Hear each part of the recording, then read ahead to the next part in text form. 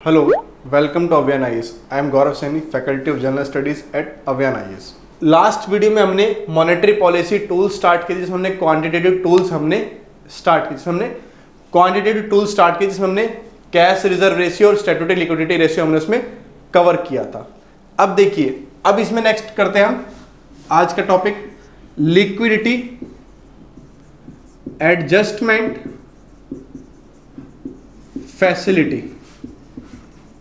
Liquidity adjustment facility LAF, जिसमें आपका repo rate और रिवर्स रेपो रेट आता है। रेपो रेट और रिवर्स रेपो रेट, देखिए इसको समझेंगे आप। रेपो रेट क्या होता है आपका? रेपो रेट, मान लीजिए RBI है, ये आपका SBI बैंक है, या शेड्यूल्ड कमर्शियल बैंक से, आपके शेड्यूल्ड कमर्शियल बैंक से जिस रेट पे शेड्यूल्ड कमर्शियल बैंक्स RBI से बोरो करते हैं for short term period against government securities और कोलेटरल्स, थोड़े से पीरियड के लिए, कम समय के लिए, जिस रेट पे बैंक्स RBI से बोरो करते हैं अपनी गवर्नमेंट सिक्योरिटीज RBI के पास रख के, कोलेटरल्स RBI के पास रख के, उस रेट को बोलते हैं repo rate. Scheduled commercial RBI ने पैसा दिया, शेड्यूल्ड कमर्शियल बैंक ने मान लीजिए 100 रुपीज बोरो किया एट 4%, इस टाइम 4% है, तो ये जो इंटरेस्ट रेट हो that is called repo rate. और ये अगेंस्ट कोलेटरल्स और गवर्नमेंट सिक्योरिटीज, तो ये क्या करेगा? शेड्यूल्ड कमर्शियल बैंक 100 रुपीज की गवर्नमेंट सिक्योरिटीज RBI को दे देगा, एक तरह से RBI को दे देगा, और RBI 100 रुपए शेड्यूल्ड कमर्शियल बैंक्स को दे देगा। अब इसका अपोजिट रिवर्स रेपो रेट हो गया। मींस रिवर्स रेपो रेट क्या होता है? जिस रेट पे शेड्यूल्ड कमर्शियल बैंक्स अपना सरप्लस अमाउंट RBI के पास पार्क करते हैं अगेंस्ट गवर्नमेंट सिक्योरिटीज, वो क्या कहलाता है? Reverse repo rate. या आप सिंपल भाषा में ये कह सकते हैं, जिस रेट पे RBI शेड्यूल्ड कमर्शियल बैंक से बोरो करता है उस रेट को बोलते हैं रिवर्स रेपो रेट। तो इसका मतलब क्या हो गया आपका? ये आपका RBI बैंक्स ने 100 रुपीज दिए RBI को एट, ये इस टाइम 3.15% है शायद, फिर और RBI ने गवर्नमेंट सिक्योरिटी दे दी शेड्यूल्ड कमर्शियल बैंक्स को, तो this is called reverse repo rate. Reverse repo rate. अब आप कहेंगे कि RBI को क्या जरूरत पड़ गई बैंक से बोरो करने की? रिवर्स रेपो रेट पे जब भी RBI बोरो करता है, क्यों बोरो करता है? क्यों? अगर मान लीजिए शेड्यूल्ड कमर्शियल बैंक्स के पास मनी सप्लाई इंक्रीज कर गया, अगर उनके पास पैसा ज्यादा हो गया, सरप्लस अमाउंट आ गया, तो इस सरप्लस अमाउंट का जो पैसा ज्यादा होगा इसको कम इंटरेस्ट रेट पे मार्केट में लैंड कर देंगे, मार्केट में उधार में दे देंगे। जब मार्केट में उधार में दे दिया कम इंटरेस्ट रेट पे, तो मार्केट के अंदर क्या हो गया? मनी सप्लाई बढ़ गया। मनी सप्लाई बढ़ेगा तो इन्फ्लेशन बढ़ेगा ना, कि मनी सप्लाई बढ़ेगा, डिमांड बढ़ेगा, इन्फ्लेशन बढ़ेगा एक तरह से। तो इट मींस जब उस सरप्लस अमाउंट को RBI, जो लिक्विडिटी ज्यादा हो जाती है, जो मनी सप्लाई जब ज्यादा हो जाती है, उसको जब शक करता है, उसको मार्केट से निकालना चाहता है, निकालता है, तो RBI क्या करेगा? रिवर्स रेपो रेट को इंक्रीज कर देगा। मतलब जब रिवर्स रेपो रेट को इंक्रीज करेगा, मान लीजिए 3.15 से 3.5% कर दिया, तो बैंक क्या करेंगे? रिवर्स रेपो रेट पे RBI के पास पैसा दे देंगे। क्यों? क्योंकि RBI पे उनको जो पैसा वो RBI को देंगे, उस पे एक तो उनको क्या है? उनको परमानेंट इंटरेस्ट मिलेगा हर महीने, परमानेंट इनकम उनको मिलेगी हर महीने। दूसरी चीज क्या है? परमानेंट इनकम मिलेगी, और दूसरा रिस्क कम है, उस पर रिस्क नहीं है, बहुत रेयर रिस्क है, क्योंकि RBI पैसा डूबना बहुत मुश्किल है, तो इसका मतलब रिस्क कम है। अगर यही पैसा कहीं और मार्केट में डालेगा, वहां पे रिस्क ज्यादा है। भले ही यहां पे इंटरेस्ट कम मिला, लेकिन परमानेंट इनकम तो मिल रही है, और रिस्क कम है, पैसा डूबने का खतरा बहुत रेयर है आपका। इतना क्लियर हो गया आपको? इसलिए रिवर्स रेपो रेट इंक्रीज करेगा, तब भी मनी सप्लाई क्या होगी? डिक्रीज होगी मार्केट के अंदर। और रेपो रेट इंक्रीज करेगा तो भी मनी सप्लाई डिक्रीज होगी मार्केट के अंदर।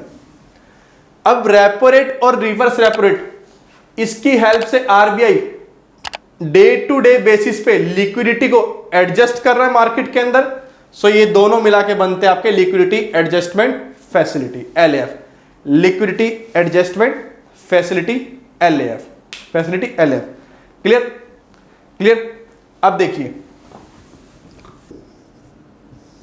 ओपन मार्केट ऑपरेशन आपका, देखिए अब ये क्या होता है आपका, मींस ओपन मार्केट ऑपरेशन का मतलब क्या है? Sale and purchase of government securities and treasury bills by RBI, by RBI. RBI central bank है। जब RBI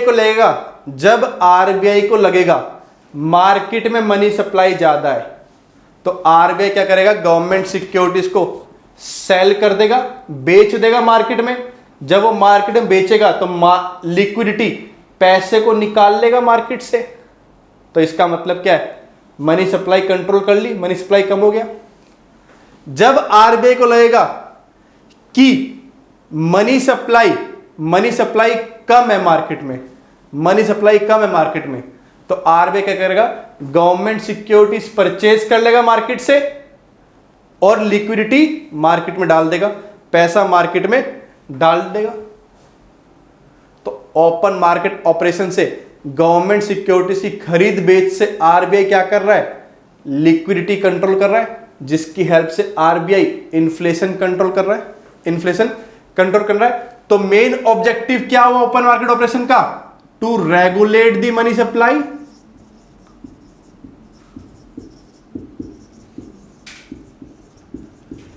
to regulate the money supply.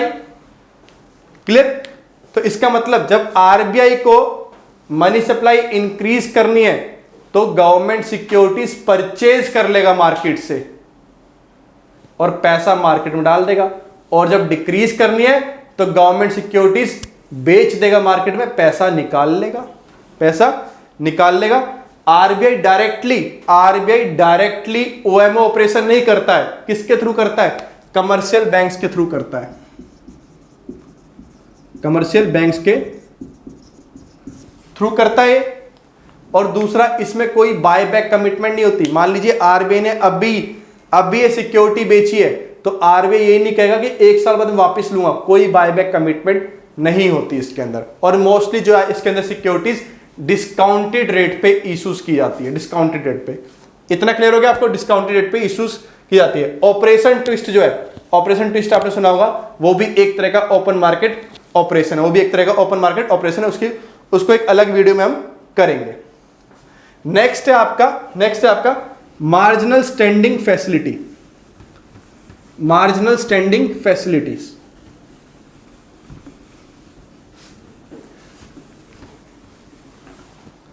Marginal standing facility,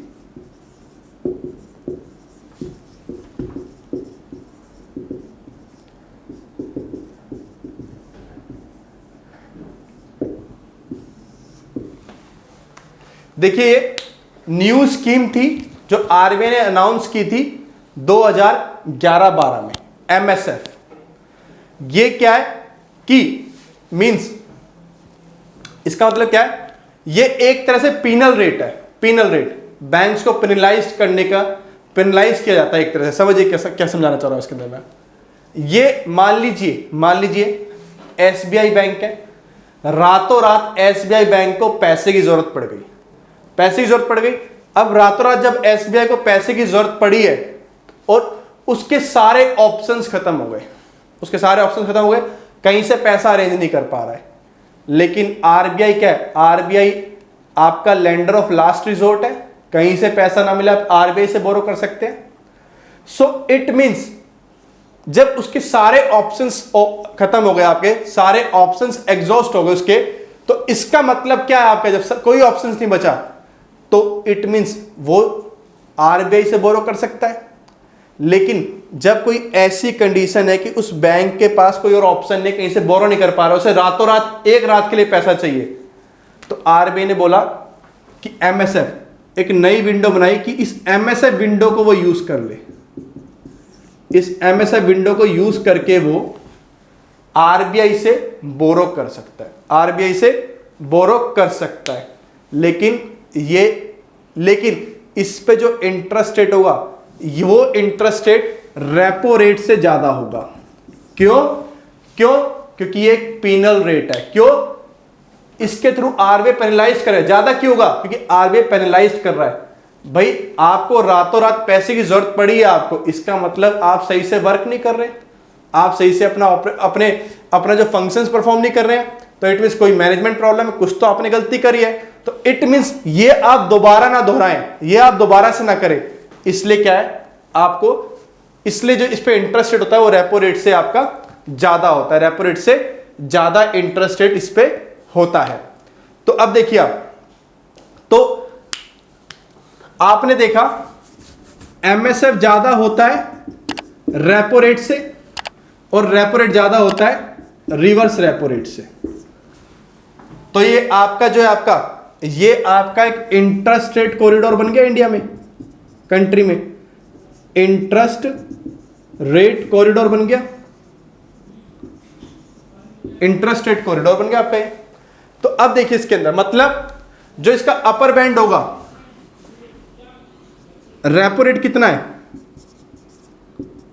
4%, reverse repo rate कितना है 3.1% और MSF इस टाइम 0.25 से ज्यादा, तो 4.25% है शायद, ये चेक कर लेना एक बार आप। तो इसका मतलब क्या है, ये एक इंटरेस्ट रेट कॉरिडोर है, upper band higher interest rate कितना है इंडिया के अंदर 4.25% होगा। जो भी पॉलिसी रेट है आपका, जो पॉलिसी रेट कॉरिडोर है, हाईएस्ट अपर बैंड 4.25% होगा। ये रेपो रेट क्या है पॉलिसी रेट, और इसका लोअर बैंड क्या है 3.15%। तो इसका मतलब जो मॉनेटरी पॉलिसी है पूरा, जो उसमें इंटरेस्ट रेट कॉरिडोर है, वो कितना है इसके बीच ही फ्लक्चुएट कर रहा है, या तो 3.15 होगा या 4 होगा या 4.25 होगा, ये हाईएस्ट इतना होगा, हाईएस्ट इतना होगा। इन्हीं रेट पे बैंक्स और आरबीआई के बीच में लेन देन हो रहा है ना, तो ये इंटरेस्ट रेट कॉरिडोर हो गया आपका पूरा, ये इंटरेस्ट रेट कॉरिडोर हो गया आपका। ठीक है, कौन कौन इसे रख सकता है? जितने भी आपके शेड्यूल्ड कमर्शियल बैंक्स है, जिन्होंने आरबीआई के पास करंट अकाउंट और सब्सिडरी जनरल लेजर